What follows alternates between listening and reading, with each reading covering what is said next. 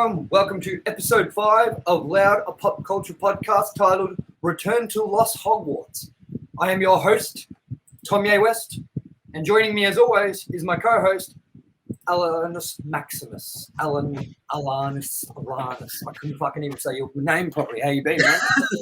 That's right. I forget my name most of the time anyway, so. Oh, I do it all the time, man. It's exactly the same thing. I always forget my age. Always. Someone's like, how old are you? I'm like, 33. 34? Wait, 33? And I'm like, I don't know, man. 33 or 34. One of them. Yeah, so just been working and doing the usual shit. Yeah. Staying busy. Very busy, eh? Yeah. It's good though. Yeah, this is actually probably the last time.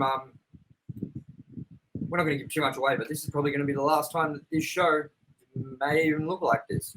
So get used to it, or don't, because it's going away. So, anyways, for all you uninitiated, this is a pop culture podcast where we talk about films, TV shows, video games, and whatever else we want. We even talk like Pokemon cards and collecting and comic books, and we talk better. And what do you think, Alan? Do we reckon we cover some good bases, all of them? Definitely, we cover all the fun stuff, I reckon. Exactly. And today's going to be a quick episode because we've actually got so much going on at the moment that it's lucky we're even doing an episode this week, to be honest. We still have our Scream review to put up, which I'm guessing will probably be up before this, so it'll be up by the time you're seeing this video. And that's for Scream 2, and I'm looking forward to talking about that later on. How about you? Definitely. Got a lot to say. Awesome. Well, we'll get into our first story, and that is Return to Hogwarts, the Harry Potter 20th anniversary trailer. I'm not sure if you've seen it, Alan, so I'll bring it up just in case our viewers haven't seen it either. And yeah, we'll go from there.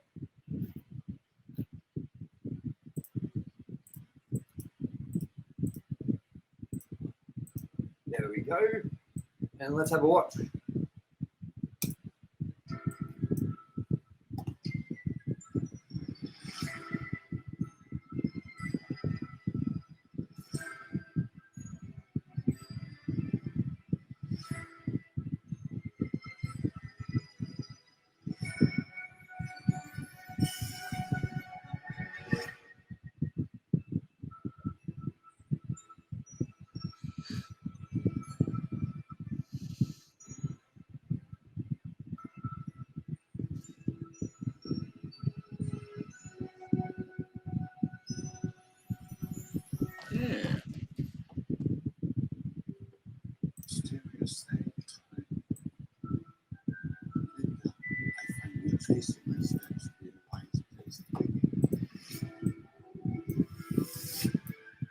Looks like and done.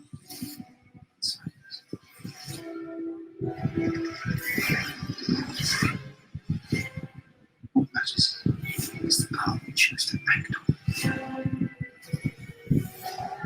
That's who we really are.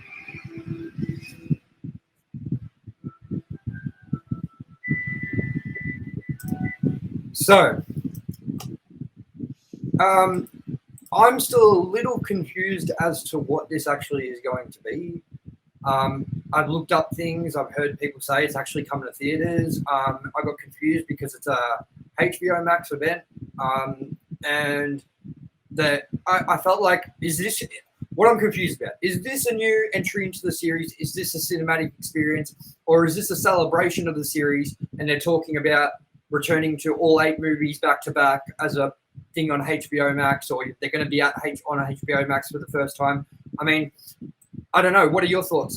Are you having the same questions as me, or do you kind of understand what they're doing?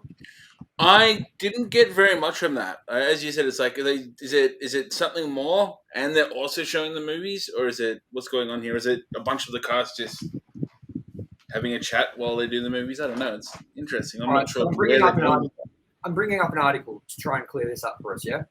So It says, this is from IGN, actually IGN Africa, which is weird, by Ryan Leston. So just so you know, I'm not stealing articles and trying to pass them off as my own. Daniel Radcliffe, Rupert Grint, and Emma Watson are back to celebrate 20 years of the Harry Potter series in a new special on HBO Max. Chris Columbus, who directed Harry Potter and the Sorcerer's Stone, will join them alongside other cast members from the series as they reflect on the popular film series and its legacy. Available exclusively on HBO Max, Harry Potter 20th Anniversary Return to Hogwarts will see all three original Harry Potter cast members reunite, and now we've got our first look at the three of them together on the set. Okay, so I'm going to share my screen with you, and I'm going to get ready to disappoint every person that thought this was going to be something really cool. But we are getting an interview. Wow. Who cares? It says other cast members joining your reunion include Robbie Coltrane, Gary Oldman, Ralph Fiennes, Helena Bonham Carter, Jason Isaacs, Amelia Staunton, Tom Felton, whatever. Notably, there's no mention of Harry Potter author J.K. Rowling, who's been quietly distanced from the film franchise following her controversial anti-trans views. The retrospective special looks back across all 8 Harry Potter movies with an in-depth interviews and conversations with the cast and crew taking place on the original Hogwarts set. So, I disappointed myself, along with probably a lot of viewers, because I'm a big Harry Potter fan, that this ain't shit. Mm-hmm. This is what you can watch on YouTube already. If you type in Harry Potter making of, there are 9 parts that they've released on Blu-rays with interviews with all of them, with the cast, the crew, the directors. I've seen all of them because I love watching makings of them behind the scenes and things like that. And when we're going to find out nothing different to what we already know, they're going to go, yeah, it was a good experience. Actually, it was so long ago that it almost seems like we never did it, or we can't remember. Ha ha ha ha. So this is nothing major. What do you think about this letdown of an announcement? I sit in a state of ungrippedness. I'm completely ungripped. I'm confused. What was with the trailer? Let's bring it up again. What was with this trailer? Yeah, this is all new footage. This.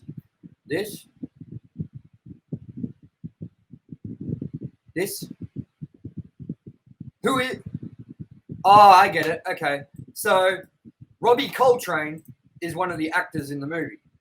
So, that means that they were just kind of basically like, this is all just like footage filmed to grasp people and be like, something big's happening, Harry Potter's coming back, but it's shit. Like, this is just, it kind of is a misleading trailer, and I gotta say, completely don't care about this now.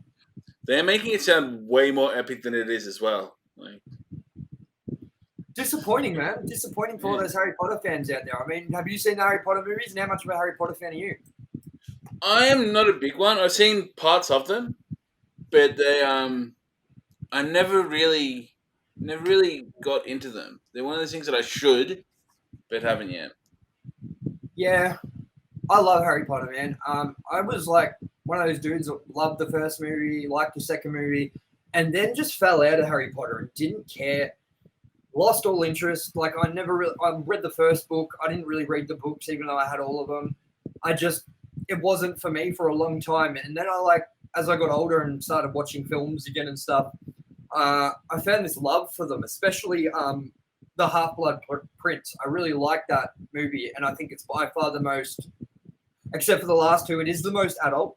But at the same time, it's also, it might not be the most adult out of all of them because the last two are probably the most adult, but it's the most adult out of the series where we actually are still at Hogwarts with the magic, with the world that they build, because that's what I love about Harry Potter is the world. I don't really care for the last two movies because the only time we get to see Hogwarts again in those movies is when they come back and it's in ruins. And it's like the last climax of the scene, you know what I mean? When Voldemort's trying to take over Hogwarts and all that. So the first movie, I don't even know if you see much of the Hogwarts castle, but if you do, it's probably with Dumbledore, whoever, talking between each other, and then Harry, Hermione, and Ron and all that aren't anywhere close to Hogwarts. So it kind of feels almost like those two parts aren't even a part of the same series to me, bro. Like, I almost feel like they're in spin-off from the series, even though they are the next chapters, because it just feels that much different in tone and feel compared to the entire rest of the series. So Half-Blood Prince I rate really. Like, that's my favorite Harry Potter movie. And then I like things like, I like Chamber of Secrets a lot. I like Prisoner of Azkaban. I like Philosopher's Stone. I like, or depending where you live, Sorcerer's Stone. I like, but I didn't like the Goblet of Fire, but I do now. But I hate the Order of the Phoenix. I can't stand that movie. That's the movie with that, I don't know, that bitch that ruins Hogwarts wearing the pink, outfit. I can't remember her name. It's escaping me, even though I collected all the Lego sets and everything like that. She reminds me of like a Trunchbull from Matilda. You remember Trunchbull, yeah? So yeah, I don't know. I hate that movie, but yeah. Do you ever plan on sitting down and trying to give him a watch again, or are you just like sort of not that interested? I reckon when my little one grows up a little bit more and can appreciate them, I reckon that's when the time will be. Which I think in a way will be cool as well to kind of set that for me, seeing as I've come to this point now, so I'm going to explain it for the first time, maybe do it that way. Yeah, exactly, man. I mean, I'm looking forward to the game. Which, by the way, if you haven't checked it out, we did a Game Awards reaction video. We cut out all the awards show part and we watched all the game trailers one after another and kind of gave our impressions on them. Not deep impressions. You might see our reactions being where we were wanting to go to bed. We were wanting to laugh. We wanted to make fun of something, or we were genuinely excited for something. But I feel like what was missing from it was this game, Hogwarts Legacy. For months before this, we've heard that it's going to be shown at the Game Awards, and then it never came. And I think that I saw a headline before, but I can't be sure, that it says Hogwarts Legacy trailer game reveal cancelled from the Video Game Awards event. So, I mean, I've heard about all this controversy with J.K. Rowling and her anti-trans stuff, which I find really, really baffling from someone who made Dumbledore gay and has an open heart for people who identify or are interested in their own sexual preference. It doesn't matter what it is. So I thought she was really understanding and sort of was like a beacon of hope for the industry, where it was like, no, it's like going to Hogwarts. It's the same thing. It's like you finding a place to fit in, and that's what this is representing, is like all the people out there that want to fit into somewhere and stuff. So it's kind of disheartening to hear that she's a bitch and can't respect people for the choices they make to their own bodies or how they identify to themselves. Like, what do you think about her controversial remarks, man? I didn't read too much of what she said, but what I should say, same sort of thing. It's just saying what doesn't have to be said, and it's stupid opinions. And especially when you're in a position she's in, there's not room for it. Like, exactly, man. Yeah, but the other argument I have is people are saying it's not the right time to release a Harry Potter game because of all this going on with her and stuff. But how much do you think she stood in that gaming developer's room and was like, no, we've got to do this and we've got to do this and we've got to do this? 0. That's how many times. How many times do you think that she had any say on how this story unfolds or how the game mechanics work or anything? I'll give you the same answer. 0. J.K. Rowling has very little to do with anything Harry Potter related anymore. Even the franchise itself, like, it just nothing. She does nothing. She does the Fantastic Beasts movie, which no one likes. But Harry Potter itself is such a big pillar in the pop culture community now. And it's got so many people like Warner Brothers and whoever and gaming developers and stuff under the same umbrella. And J.K. Rowling collects the checks while she sits at home in her chair trying to write her next big book. She has nothing to do with the Harry Potter universe anymore. So if that's why they are delaying the game, I say fuck it and release the game. And people that don't like it need to check the reality of the situation, which is J.K. Rowling is nothing anymore with Harry Potter. Harry Potter is public domain basically more than it is hers now. She just collects checks for it. So I don't know. I'm hoping to see the game soon. Yeah. And I'm not hoping to see this HBO special. So no, that can I'm not excited. no, and this next story I'm going to bring up is mainly for you, bro, to talk about because you're a bigger Spider-Man fan than me. Like I like Spider-Man. I'm a big fan of Homecoming. I'm a big fan of the character. But I'm not as invested as you. So that is the Spider-Man movie that was never made, James Cameron's Spider-Man movie, the greatest film never made. What are your thoughts on this, man? That James Cameron was, first of all, A, writing a Spider-Man movie, and B, thought it was actually really decent and wanted to make it, but it didn't get made. What are your thoughts? I initially was kind of, before I read the article, I was like, hey, that could be cool. He's done a lot of good kind of fantasy, like the Avatar for one, Terminator. He's done some good stuff there. But then I was reading in it that he was saying he found comic books a bit fanciful, and he wanted to make it gritty and not a kind of fantasy place like Gotham, and make it this real world, real feel kind of vibe. And I'm like, first of all, in a lot of incarnations like in Nolan series, Batman's pretty grounded, pretty gritty. Second of all, you've got alternative comic stories where that happens. And third, don't do it to Spider-Man. The whole premise is pretty fanciful. Like, I don't think that approach would have necessarily been good.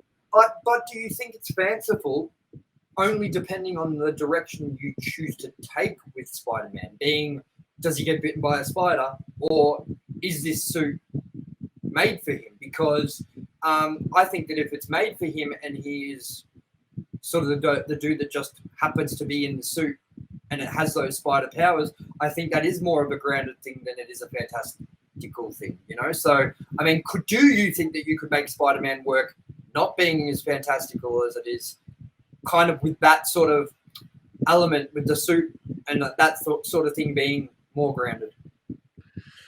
I think you could. And I mean, as a concept, I don't know if I like it, but I mean, if it happened, my mind might change. But on paper, I'm kind of like, it's interesting. I'm in agreement with you on this, to be honest, man, because as much as you could make Spider-Man himself and the city of New York, where it's obviously set, very grounded for the movies, the villains won't match that tone ever. I mean, you could make Electro be a guy that kind of just like harnesses electricity and makes his own suit too, but then that kind of defeats the purpose of what his motives are, why he is the way he is, and why he is a villain in the first place. Then you have to kind of come up with a whole backstory of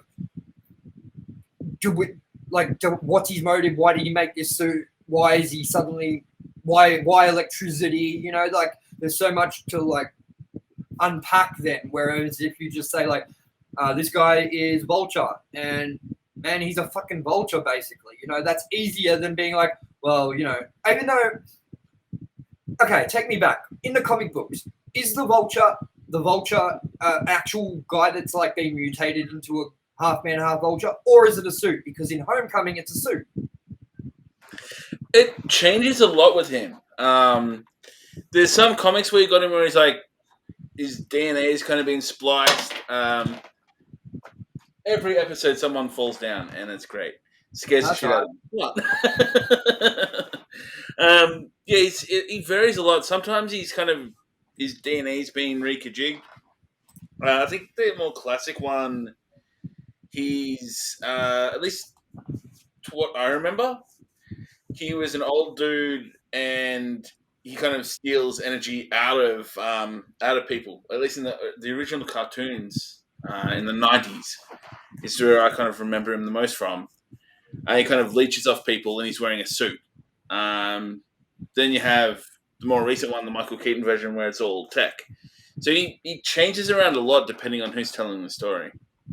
So then again, I guess it could be done to make it more grounded.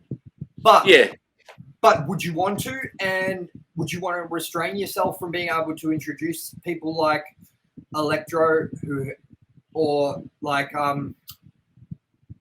let's say, it's another catch-20 with Green Goblin, because it's been done both ways, where he gets mutated in Amazing Spider-Man 2, or where he gets the suit, which is William Dafoe in the other previous entry. So I don't know, man. It can be done, I guess, but I feel like you're right. Spider-Man is the sort of property that you want to be able to make it as grounded as possible so people can relate to it, but you also need those fantastical elements to kind of make it a Spider-Man movie. So yeah. I feel like I'm in agreement with you there. And I don't know, man. Like, I know you're a big Avatar fan yourself. You love Avatar. I personally have no love for Avatar. I don't care about the movies. I mean, I would have cared had Avatar 2 come around quicker. But like, Yep. It's been years, man. Like, I know James Cameron's been working on them for years, and he's kind of waiting for like technology to sort of catch up to where he wants it to be for Avatar. But I believe that these have a set date now: Avatar 2, 3. I think there's even more than that. I think he's shooting them all back to back. But I know you're excited for Avatar, and I'm a big T2 fan. I'm a big, Aliens fan, which he did he did one of the James. I think he did the second Alien. So Yeah, Aliens. yeah. So I like James Cameron. He's great, but like, he hasn't really made a movie since Avatar. We're waiting on Avatar 2, and I just feel like that's his world now. That's where he's wrapped up, and I feel like we kind of got Avatar because we didn't get this Spider-Man movie. You know what I mean? And think about it. Actually, just think about it. Then he doesn't like Spider-Man and superhero movies because they're too fantastical. Avatar. Yeah. I'm gonna just leave it at that. Yeah. It's Are you excited? that's what I found. It's like, dude, you're wanting to do something that you don't really do. Like, I don't know. Exactly. Terminator. It's not that fantastical, but it's certainly, if you were trying to make it grounded, you wouldn't be able to include a lot of the elements like time travel and things like that. Yeah.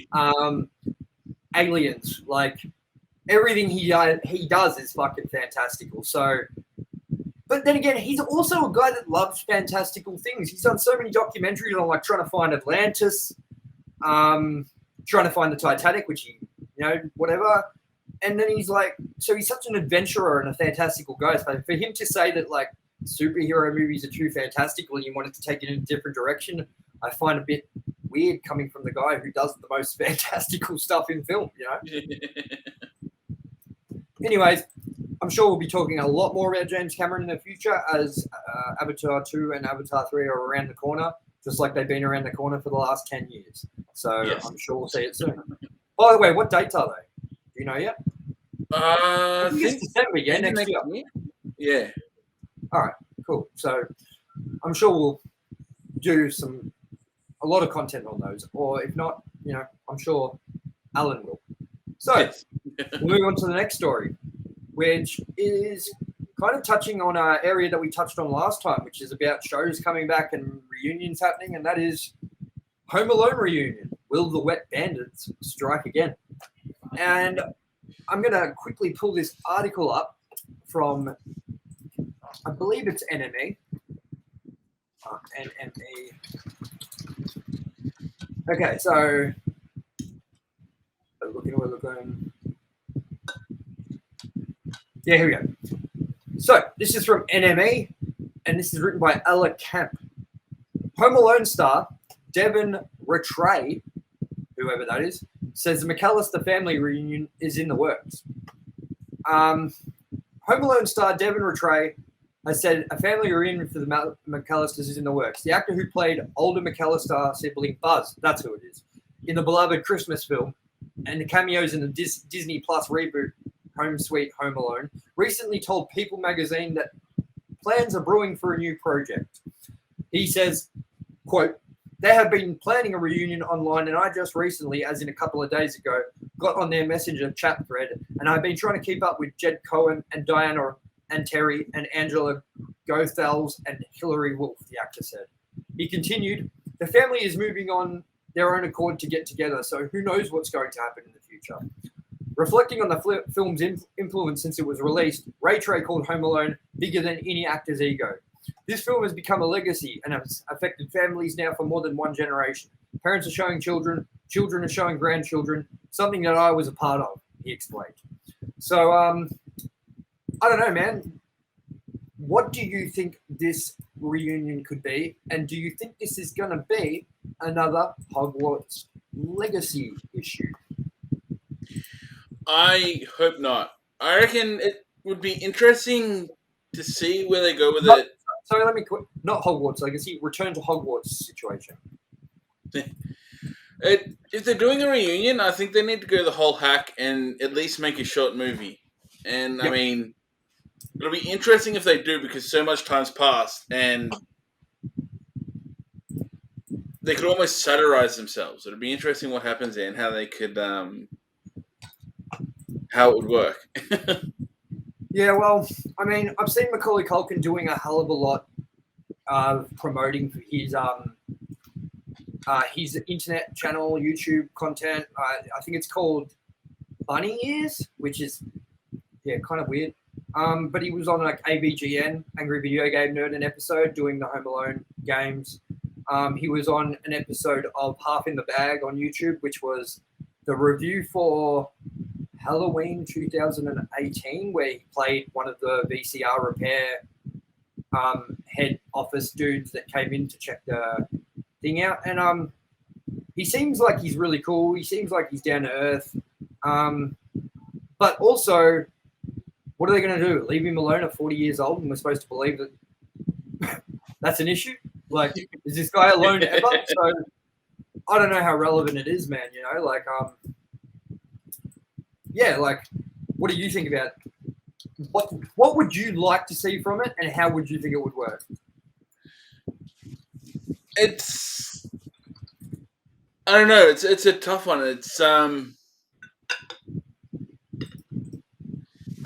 There was actually a YouTube thing not long ago where I think Macaulay Culkin was actually in it, where he's gone loopy and he goes back after the Wet Bandits. Yes, I remember that video.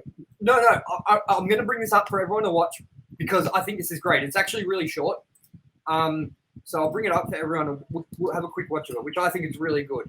If they were going to do, you just put this into my mind, man. This is the perfect way that you should do Home Alone.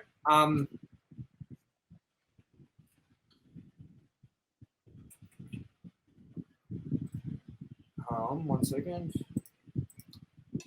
Gonna bring it up. This is exactly the direction they should go, man. Hold on 1 second. I think it's the only one you could really do well. Oh man, I gotta find this clip. This is a perfect thing. All right, I think I might have. Yeah, here we go. All right, so I'm gonna bring this up for everyone to watch. And you know what? It's funny. It shows that I've actually just played it like halfway through. So yeah, I totally remember what this, man. And what you said is this is the perfect way, bro. They've got to bring him back to be a degenerate, drug-addicted scumbag. That's my take. Here we go. This is from a show called Drivers, episode 1. And this is from someone named Jack Dishel. So let's...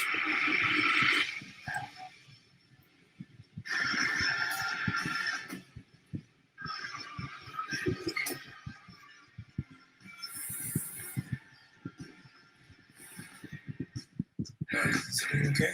No, actually, everything's not open. Oh. Yeah. You got me in the wrong car. My app said that Anna was coming to me. This is Anna's car, and I'm Anna's husband. But my wife, whose fucking job this is, decided that she did too much blow last night, and she just can't do it. And so she gets her her husband, who doesn't even know how to fucking drive, to do her job for her. Not that I don't shit to do on my own. Where do you want to go? Wait, did you say that you don't know how to drive? No. I can just drive us if you want. You do that? Yeah.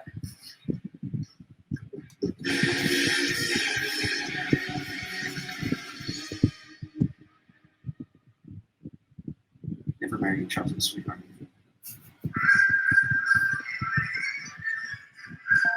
Is that your wife? No, it's my mom. Forward calls from your mom? It's ice cold, dude. Yeah.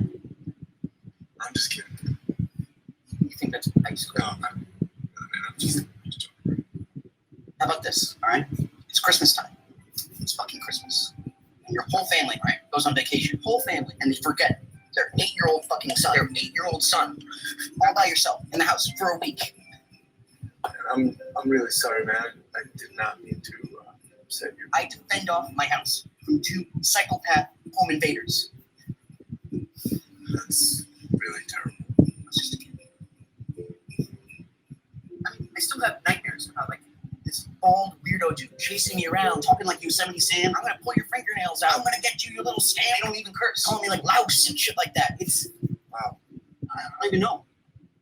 Yeah, no, I They understand. remembered my bastard of a brother, But they forget me, the cutest fucking 8-year-old in the universe. By far. And your mom, she didn't try to save you or come back on you? She didn't care, man. She was too busy being like a groupie to a polka band or something like that. I've never even gotten the whole story. It's just that my house was such a fucking zoo. I couldn't even eat a slice of pizza without having to go to war or something like that. It was... Mom sounds like a real cunt, man. How does that register in your book? Things that are ice cold. So, I think me and you need to contact 20th Century Fox, who own Home Alone. Actually, it says Disney Plus owns it now. So I'm guessing Disney own the rights to it. We're contacting them, and we're going to pitch this version of Macaulay Culkin coming home, asking his mum for drug money, cracking the shit, still using it against her all this time that, she left him alone at Christmas. And that would be the best. And at the end, he truly is home alone because he's homeless. That's my pitch. That video. I reckon that's a winner. That's the only way it could work. Otherwise, what are you doing? How old's this kid? Why are you leaving him home? And it's like, we left Kevin. He's 45. Would you relax? He's on the plane, Kevin! And the dad's like, would you just fucking relax? He's like 50 years old. You'll be right. And then he wakes up. Mom? Dad? Buzz? I made my family disappear. And then there's this fucking like acid dragon that pops up on his shoulder. He's like, nope, you just took too many drugs. I don't know. That's my pitch. So, yeah, well, I guess what we'll see. That's what we need. What were you saying? That's what we need. That's what we need to get on the phone to Disney, and we need to make this happen. Yes. I need to get on the phone to Macaulay Culkin. I got his number. I think it's I don't. I've got no joke, so we're going to move on. All right. So the next piece of news, we're going to head into gaming territory. We've only got 2 stories left, by the way. As we said, it's going to be a very quick episode, but I hope it's been entertaining for you all. The next story we've got is the video game console shortage. PS5, Xbox Series X, and the entire industry are affected by this. So all of you probably are wondering why you haven't been able to get a PlayStation 5 or an Xbox Series X easily for Christmas, or you haven't been able to walk into a Kmart and just like grab one off the shelf and take it to the front and be like, this is what I want. Like you've always been able to do for most consoles, especially a year after release. And that's because there's actually a shortage of the actual chip. It's called a, I told you the name of the chip the other day. Yeah. It's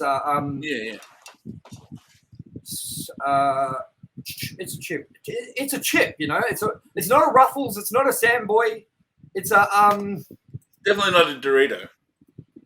Yeah, I told you when I told you this story the other night. A semiconductor chip. There you go. Yes. It's a semiconductor chip shortage, which basically goes in all phones, consoles, computers, Nintendo Switch, like you name it.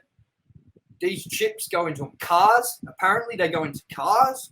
So right now, the whole industry that relies on these semiconductor chips are sort of like churning out as much stock as they can, but it just isn't enough to reach demand, and it won't be for a long time. And what I love about this story, I just love this, is that PlayStation felt the need to address this and let everyone know that things are going back to normal, and they'll be able to find a new console in 2023. So that sounds promising. A bit over a year away. Thank you, Sony, for getting on top of that one. But yeah, this is like affecting the whole industry, and I just wanted to like kind of have a discussion with you about it because you actually brought it up with me and was like, "Why is it so hard to get an Xbox at the moment?" And I was like, "It's a global problem. Literally, it's no one can get one unless you're going to buy up scalpers and pay over $1,000. And if you're waiting on one from Sony, apparently they've said that, like, if you go to Maya.com or something and have a look when they're coming, it'll say like pre-order now, you can get in line, and they will release consoles between now and like, you know, in the next 3 months they're going to release consoles, but it's going to be like 3, 4, so each store, you know, like it's such small product numbers that the people that are pre-ordering, they're on a long list or backlist. Yeah, like, how did you come across the news about not being able to find an Xbox? Because I know that you've already got one. You got one on launch. I got my PlayStation on launch. And also, I wanted to ask how you managed to secure a pre-order for your Xbox and how much trouble you had and all that sort of stuff. So take it away. Oh, that's a good starting point, and I'm glad I persevered because it was a shit of a day.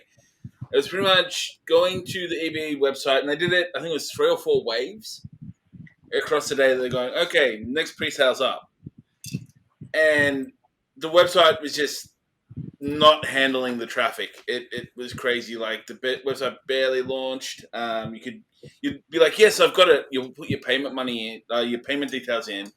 By the time you've done that, the website crashes on you and you lose your spot. It was crazy. And I remember sitting there on the last wave of the day. Website kept failing me, and kept failing me again. And I said to one of my friends who recently went through it with PlayStation and the eBay side, he's like, no, just keep going, man. You got this. And pretty much at the very last attempt where I'm like, no, screw this. I'm not getting it. It went through, and it was beautiful. And I'm glad it did with what's happening now. Where'd you get it from? Like, I've got friends at eBay Games. That's so yeah, pretty much. It was I think I was more blessed than anything, especially the way things are at the moment. But, the other thing I find super interesting with Xbox, at least, I don't know how it is with the PlayStation, the dialed back version, but you could walk out and pretty much buy a Series S now because no one wants it. It's a downgrade. I actually want one of those. I actually do want a Series S, to be honest, man, because I don't need an X. I've got the PS5. I don't need all that horsepower. The only reason I want Xbox is for Game Pass, and I'll get that on the Series S, and it'll do the job that I need it to do, as it's not my main platform. So I'm more in the market for a Series S than I am a Series X. But obviously, you know, you're a dedicated Xbox player, so you're going to go the top model, and you have no need to go the sort of cheaper option. The downplay, mate. Well, I mean, that works out for you because everywhere I go, it's pretty consistent. You can find one. But yeah, it's I think a lot of people are put off though, like at least the ones that are like me that are kind of more dedicated to Xbox. You've got that performance downgrade. Not only there's no disk drive, but it's under spec'd as well. So yeah. Yeah. Well, I'll tell you how I got my PlayStation. So I didn't even know PlayStation 5 orders were live when they were live.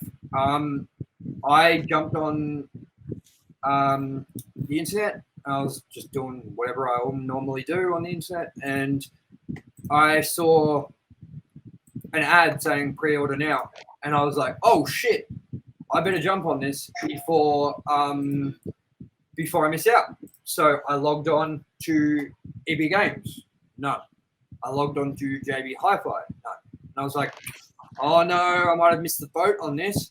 And then I logged into Big W, and they had stock left. So I just put the $50 down payment on it and pre-ordered it. And the funny thing about that is, man, that a couple of things funny about this situation is I was just lucky. I was online when it seemed to be that they went live.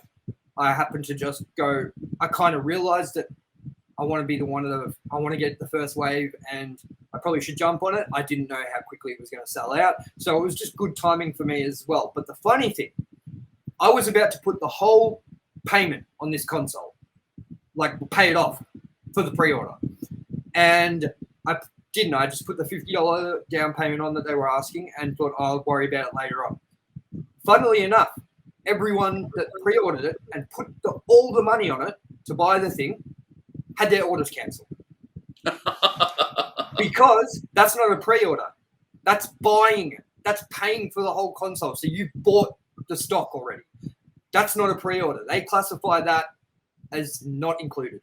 So I'm so happy I didn't put all the money on it like I was going to and just stuck to That would have been so upsetting.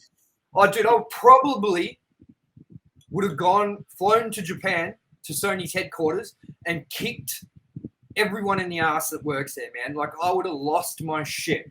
But I do feel bad for everyone out there that can't get a console for their kids for Christmas, can't get a console for themselves, and it might have to wait on a waiting list or even till 2023 where they can actually get in and walk into a store, because I know that everyone doesn't have time to sit on a computer and refresh and look around when they have drops hit and stuff. So unfortunately, there are going to be people out there that are going to have to only get time to do shopping for Christmas at a certain time and all this, and they're just going to have to jump on a PS3 in 2020, PS5 in 2023, or an Xbox Series X. Or hopefully they're on the list and can secure one early next year, mid next year, and maybe even save it as a Christmas present for your kids or whatever, if that's what you're going to do, you know? But It's also, interesting. Keep going, you go. It's interesting as well, because they usually, around the 2-3 year mark of being out, that's when they start releasing the slightly slimmed down version. So it's going to be interesting to see when they start doing it again, if it's even going to be what we have now. Well, because of this, man, because of this like slow churn out that they've been doing, even though PlayStation have now officially sold more PS5s in this amount of time than they did with PS4s, even though this is their best-selling console in this amount of time ever, it still isn't reaching demand, which is crazy. So, you know, I'm going to stick to what I said during, I think it was our game awards stream. Do you need a PlayStation 5 right now? No. Do you need an Xbox Series X now? No. Because if you've got a PC, you can play everything that's on Xbox, including Halo, get Game Pass, all those things. So, I mean, that's an easier option right now than to get a Series X and run out and get a Series X. It's much easier to get a PC and Game Pass and do it that way to become part of the Xbox community. Do you need a PlayStation 5 at the moment? No, because the only exclusive games we have on the console are Returnal, Ratchet and Clank, Spider-Man Miles Morales. Actually, no. Let me correct that. Spider-Man Miles Morales is on PS4. So, Ratchet and Clank, Returnal. We don't have much else that's exclusive right now. Everything else you can get on PlayStation 4 if you got one already, or PC, or so on. So, unless you're a big-time gamer and you sort of want the sort of life benefit, what would you say? Like, the stuff they've improved on, which is like loading times, like graphic capability, just speed on everything. Like everything's quicker. Quick resume on Xbox Series X. All that stuff. Unless you want the sort of the polished version of the console that you've already got, I'd wait and don't stress about it.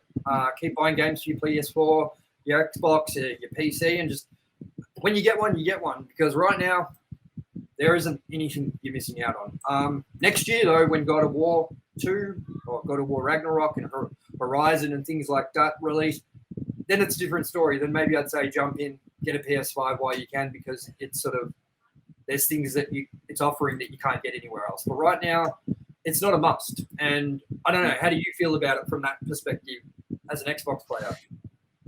Definitely, I agree. One of my friends, actually, he, with the whole fiasco, because he's an Xbox player as well, and a PC gamer, he just went, fuck it, and upgraded his PC. He still wants an Xbox, but he made the smart move. He's gone, well, this is probably going to be a little more expensive, but I'm going to have it now. And ultimately, if you're doing it for performance reasons, PC, it is the way to go. If that's what really drives you, the better graphics and everything. Better graphics, yes, but does your PC have a solid state drive? And if it doesn't, are you willing to invest that money into a solid state drive? Because that's exactly it. The consoles, as good as they are, and buying one for your PC is not cheap. And then it's like, if you're looking at, I'm going to put it to you this way. If you really want a PlayStation 5 and your time is valuable to you, just buy one off a scalper. Because when you put all the time you waste into waiting for stock to drop, keeping an eye on things, trying to get in and missing out on it, and, going in line and having it cancelled and blah, blah, blah. Like, it's been a year now. In a year, are you willing to wait just because of the prices that the scalpers are giving out? Like, I'm not saying that what they're doing is right, but like, if you really want a console right now, you can get one so easy. Like, they're everywhere, but you got to be paying the scalpers premium, and you got to ask yourself at the end of the day, is your time worth it? And is the console worth it to you? Because if you really, really want one and you're a hardcore gamer and you're wasting all this time on sites and not getting anywhere, like, just buy one. Just commit and buy one, because then it's done and you don't have to worry about all this bullshit that's going on anymore. That's what I would do if I missed out on the PlayStation 5 at launch. I would have one 100% by now. And I'm not trying to sound, harsh by saying that and saying, just go out and support scalpers. But I'm just saying, if you want one, go grab it. If you do you're interested, but you're not sold on it yet, don't go out and buy one, because you'll find it to be a bit of a waste of money, I think. 100%. I agree with you. But me and Alan, being hardcore gamers, we appreciate the quality of life sort of stuff that they added to the console. So for me, it was completely worth it. And I'm sure Alan finds the same for his Xbox. Absolutely. Cool. So we're going to move on to the last story for everyone. And this is kind of bittersweet, I guess. It's got some cool elements to it. It's got some shitty elements to it. But we're going to bring it up right now. This is Grand Theft Auto 5's DLC content, where Franklin is actually making a comeback. Franklin Clinton from the main game. We'll play the trailer for everyone. We'll watch it too with you, and then we'll have a quick discussion about it.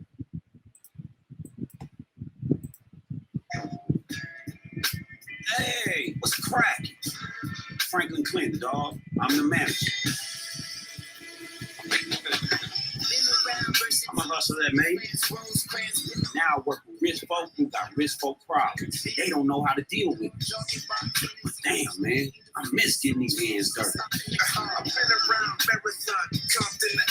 One big client, one A-list name, and we straight. Okay, what you trying to do now? What I'm always trying to do, I'm trying to work. You with me? Yes, Lord. Big shot in the bum, make me reminisce upon. I remember million dogs. I like this. Dickies on. What was that, in 93? You probably wasn't even born. Dre, I think you need the crazy, bro. The Panda Dog, I'm Lamar Davis. I'm sure my colleagues have told you about me. Weed through the weed, smoke trees with my seeds grow. Let them try to press, get shot. So that's the trailer for it right there. First of all, I want to get your sort of thoughts on it, and then I'll dive into it, some more details about it, and give you my thoughts too. It's interesting that they finally decided to have some DLC. Like, it's what? Jesus. 10 years more since GTA 5 came out? I wonder how many people had to get in there and say, come on, man. Come on. I'm legitimately surprised that they did this. This is out of left field for me. I'm like, what? Yeah. It's not too out of left field because I'm going to show you why in a second. Now, I don't know if everyone remembers, but not that long ago, I'd say. I'm going to pull it up. I think it was last year. Oh, no, I think it was this year. It might have been this year. Hold on. I'm going to pull this up for you.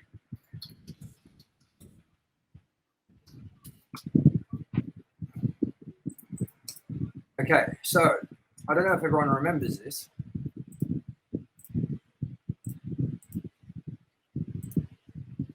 I've got the wrong window sharing. 1 second. Window share. Now, just this year, we got this expansion for Grand Theft Auto. The Cayo Perico Heist. Now, this is an online expansion. It adds a whole nother area, so an island that you can go to. It's a heist mission basically, but it's online. It's not a very big add-on. It actually is kind of cumbersome and annoying to use. I was really excited because it was the first time we were going to get to explore a new area, do different things, but the fuck around to get to that point, you had to buy a submarine. You had to buy a house. Like, I was already on GTA Online, but I bowed out basically a month after launch. Like, I wasn't a big time. I enjoyed what I had with it, and I got over it. So I had to dive back in. Now, if you're someone like me who exactly did that thing, dived into GTA Online when it was released and jumped back out, the hurdle to get back into online now is a mess. You have to, like, I was like, oh yeah, I wouldn't mind starting a nightclub. I wouldn't mind starting a motorcycle club. I wouldn't mind doing all that. Good luck finding out how to do it, man. Like, there is just so much to go with GTA Online now. So my concerns are, how big is this downloadable content? Well, add-on content. How story-driven is it? And what's it going to do to sort of bring back all the people that have been burned by Rockstar after the mess of GTA Definitive Edition and the simple non-response about when we're getting a Grand Theft Auto 6? Like, I don't know. Is this going to be awesome? Is this going to be cool? Like, should I be excited for this? It comes out, what, like, we saw the date before, yeah? I'm going to have a quick look again. So, like, it's only days away. It's literally days away. I think it's the 15th. So it's like, I think it's like 2 days away. So, look, all I'm saying is that if it's going to come out, I want it to be, it's December 15th. So it'll be December 16th for Australia. I'm just wanting it to be everything I want it to be, which is like a chunk of hours. So, like, you know, at least 3 or 4 hours of content, maybe more. Like, I mean, we got The Lost and the Damned. We got Ballad of Gay Tony for GTA 4. And they were like 9, 12, 13-hour games, man. And they were decent length. It was awesome, man. And it wasn't hard. You put the disc in and it started. You don't have to go buy an apartment and a car and a submarine. Like, what are we going to have to buy to access Franklin? Like, do we have to buy the rights to get to Dr. Dre? Like, by the way, which I'm stoked about that element to it, which is Dr. Dre. We heard rumors recently that Snoop Dogg said Dr. Dre is working on material, like music, for the new GTA game. And he's in the song. And Eminem's in the song. And I was like, hold on. This is before the GTA Definitive Edition came out. I was like, first of all, how much does Snoop Dogg understand the video game scene at the moment? How much does he understand what this Grand Theft Auto thing is? Because to me, it sounded like, okay, maybe Dre is making some songs for GTA, the Definitive Edition, to add into like the sort of hip hop channels on the San Andreas game or whatever, or is he making it for GTA 6 or is he making it for something for GTA 5, like just a new radio station? So now we've got our answers to that, which is interesting. It's not for a new game, it's for the old game, but again, I'm excited for the Dre stuff because I love Dr. Dre. His last album was awesome. I want more music from him, and from the way that song sounds in the trailer, it sounds like it's not going to disappoint. I know I'm really excited for it. But again, I have my concerns. What do you think about that? It's gonna be interesting, and also I don't know. I'm hoping. My main hope is, as you said, with The Lost and the Damned and Gay Tony, we get something sizable and decent, not just a tiny little extension. Hopefully, as well, if it's been a long time. Even I think with Red Dead that they've really put much time into story expansion. I think maybe we see that for Red Dead Redemption 2 now as well, and we actually get that second Undead Nightmare. That'd be really cool. Yeah, I think as a whole, they've neglected the single player experience with their games and adding on content. And I'm hoping it's a move in the right direction. Me too, man. And I think it's free. I don't think it's set at costs. So oh really? I'm definitely going to give it a go. I'll quickly look into that just to double check, because maybe what we could do is kind of base our next episode around our opinions of it if it is free. Do you own GTA 5 for Xbox? Yes. Yes? Okay, cool. So I think that maybe next episode we'll kind of give our opinion on what we think of it when it releases. Let me look up if it's free. Contract release date, price. So so far it just says, yep, it's a free update for all GTA Online players on December 15th. So yeah, I guess me and Alan will dive a little bit deeper into what that game is. Sorry, I thought I lost everything for a second. Yeah, we'll dive deeper into that expansion and kind of give our thoughts and impressions on it maybe next episode, because I'm sure I'm going to dive into it straight away. I don't know about Alan, but I'm sure Alan will be able to give it some time, and if he hasn't, I'll be at least able to talk to him about it and explain what it is and maybe give you guys a bit more of a idea of what we are actually getting from this, because as I said, I hope it's sizable, I hope it's story driven, and I hope it kind of has a beginning, middle, and an end, and it isn't just another few story online missions based around Dr. Dre. What I have heard is it is based around Dr. Dre, and I've heard that his music goes missing and you're helping him get his music back. I think that's what I heard that it's going to be, but I hope that it's branching and has more elements to it. And yeah, but for some reason, I feel like we're going to get another Return to Hogwarts issue, which is be disappointing. Let's hope not. Yeah. Here is hoping. Thank you for joining us on this episode. It's a very short one compared to usual, but don't worry, we got lots coming. We got our ranked and reviewed series of Scream still happening, and we've actually got an announcement happening Wednesday, which this episode, I've just decided, by the way, this episode is going to go live Wednesday during the day for everyone to watch. And Wednesday night, we have an announcement happening on YouTube. So make sure you come to our Facebook page, which is down below. It is also in the description. You go like the page and you go to the event. And if you're interested, say you're going or whatever, because we got some cool stuff to announce and discuss and talk about, and big things happening. So I want to thank Alan again for helping with the episode, like always, and being an awesome member to the Loud team. You're going to see more of Alan all the time, or everywhere, no matter, even when you're asleep. He's going to be standing over you while you're asleep. You're going to be breathing heavy too, and you won't know if he's jerking off or if he's just being a creep. Both.